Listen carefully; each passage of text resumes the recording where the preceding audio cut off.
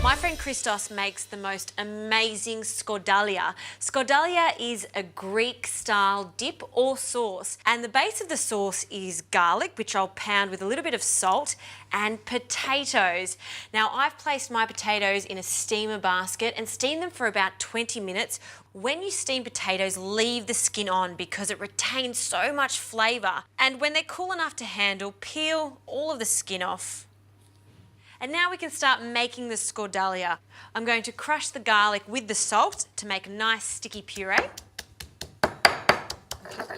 And once it starts to look like this, we can incorporate the potato. So break the potato up into smaller chunks.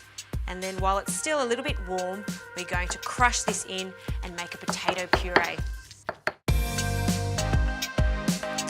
And once it becomes really light, fluffy, and sticky just like this, we can incorporate the oil. Use extra virgin olive oil for this. You want to taste the olive oil in this and have a look how this forms into this beautiful, silky, smooth dip. And that, my friends, is Skordalia. It's as simple as that.